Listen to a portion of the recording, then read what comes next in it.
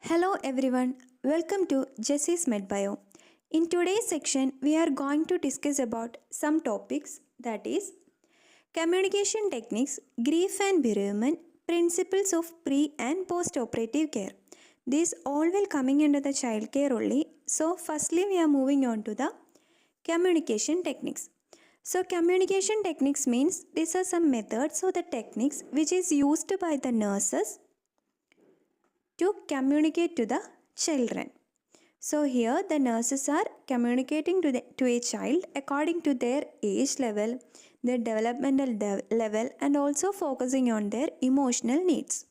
So some of the communication techniques are, first one is establish rapport. We have to establish or maintain a rapport with the child, so that we have to greet the child warmly and we have to introduce ourselves towards the child. Then use age appropriate language. According to their age level, we have to communicate to them. Speak in simple and clear words. Then active listening. We have to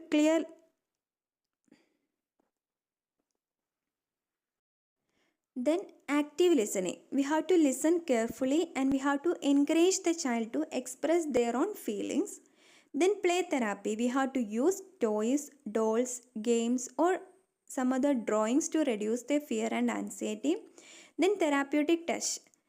In between the communication, we have to use the therapeutic touch. We have to gently touch the child, which provides the comfort and also it improves the reassurance. Then eye contact. We have to maintain an eye contact at the child level. Then positive reinforcement. We have to praise the child for their cooperation. If they are cooperating well to us, we have to praise them. Thus we can able to improve their confidence level and improve their trust towards the nurse also.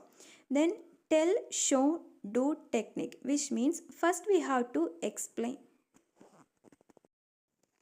So next one is therapeutic touch. Gentle touch provides comfort and reassurance. Then eye contact. We should maintain an eye contact with the child. Then positive reinforcement. If the child is cooperating to us well, or if the child is doing any good thing, that time we have to praise them. Then tell, show, do technique, which means first we have to explain about the procedure, then we have to show or demonstrate the procedure, and then do the technique. Then we have to perform the procedure like this. We have to perform the procedures. Then next one is honest explanation, which means we should not give any false statement or false information to the children or their family. Then we have to allow the parents' presence. The parents help the child to feel safe and secure. So we have to allow the parents to be with the child at all the time. Then we have to use some visual aids like picture books, chart or models, which will make the child to understand the concept clearly.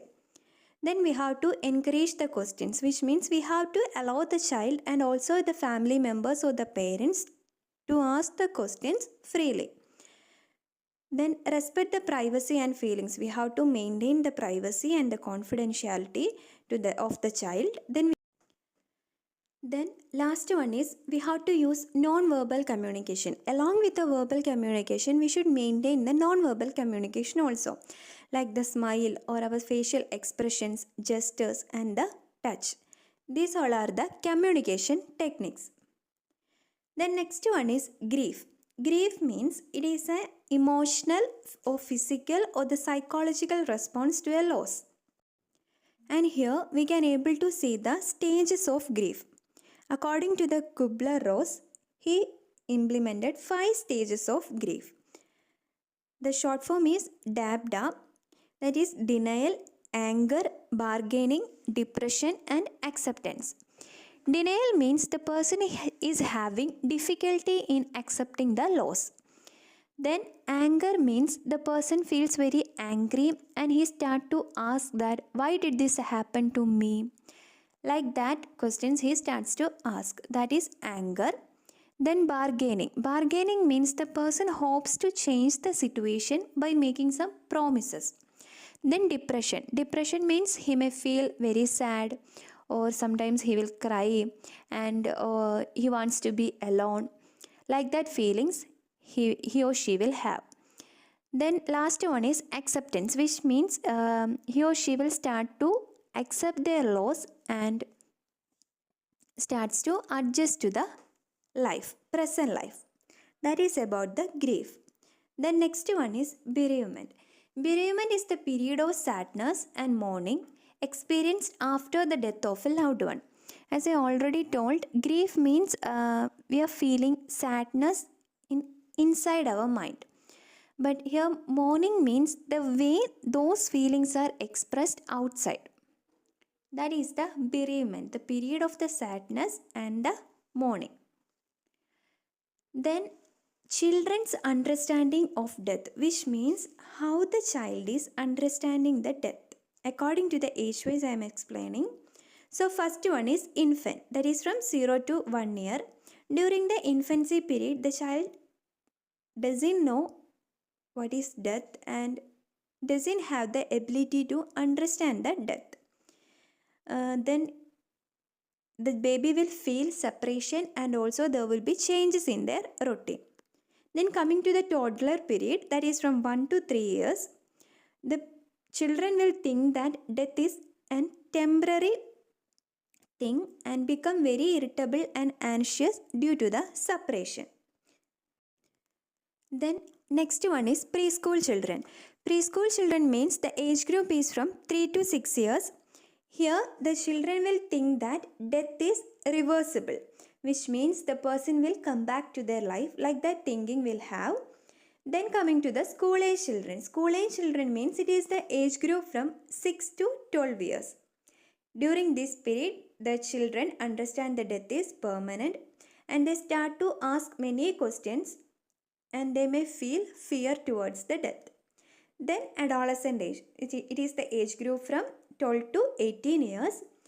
During this time, they will understand the death like an adult. They will experience intense emotions and may start to hide their feelings.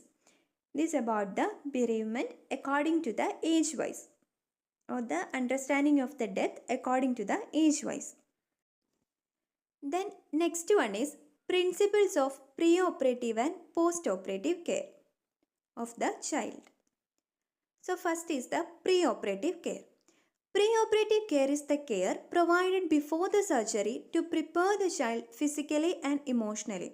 Preoperative care means it is giving before the surgery to prepare the child. So first one is principle of emotional preparation, which means how we are emotionally preparing the child before the surgery. The nurse should assess the child's and parents' fear and anxiety.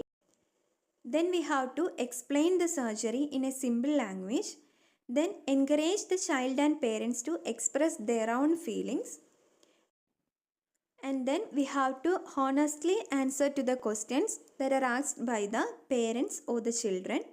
Then we have to introduce the child to the operation theatre and recovery room.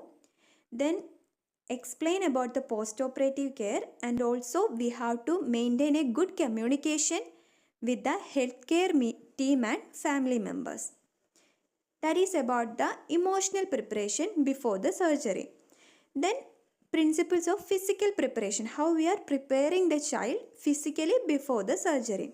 In that, the nurse should ensure bowel preparation, which means we have to give the enema if needed. Then we have to keep the child NPO, which means nil per oral from the midnight or as ordered. Then give a bath before the surgery to prevent the infection and all. Then we have to dress the child in a clean hospital gown. Then we have to obtain the return informed consent from the parents or the guardian. As the children are minor, we have to get the informed consent from their parents or the guardians. Then it's our responsibility to check all the laboratory reports, and we have to take the vital signs, and we have to administer the preoperative medications as prescribed. Then remove all the jewelries, dentures, nail polish and all. Then put the identification band and transfer the child safely to the operation theatre. These all are the physical preparation before the surgery. Then post-operative care. Post-operative care is the care given after the surgery until complete recovery and discharge, which means it is the care which will start to given after the surgery and it will completed only at the time of discharge or the recovery. Then first one is immediate post-operative care, which means immediately after the surgery what all are the care we have to given or what all are the principles we should follow. The nurse should prepare the recovery bed. Then we have to monitor all the vital signs. Then it is very essential to maintain the airway and the proper positioning. Then we have to suction the secretions if necessary, if needed. Then we have to administer the oxygen if needed. Then replace all the fluids and electrolytes that get lost during the surgery. Then monitor the intake and output and we have to maintain the IO chart. Then prevent the accidental removal of IV lines and drains. Then assess and manage the pain. Then observe the drainage tubes and dressings. Then allow the parents to stay with the child. Then keep the child NPO until fully conscious. These are the immediate care which we have to given after the surgery. Then care after 24 hours of surgery. After the 24 hours, what all are the care we should given? That is, the nurse should continue the monitoring vital signs. Then we have to observe the hydration status and the IO. Assess the surgical wound and dressing for any infection and all. Then monitor bowel sounds and return of bowel function. Then we have to give the antibiotics and also the analgesics, the pain medications as ordered. Then perform the dress changing using the aseptic technique to prevent the infection. Then continue the IV fluids until oral feeding is tolerated. Then start oral fluids gradually after bowel sounds return. Then we have to maintain the personal hygiene, ensure adequate rest and sleep, promote early ambulation and exercises, and it is very important to watch for the complications such as any infection, bleeding or respiratory problems. These are the care we should given after the 24 hours of surgery. So these are the principles of pre-operative and post-operative care. So in today's class we discussed about the communication techniques, about the grief and bereavement, and last principles of the pre-operative and post-operative care.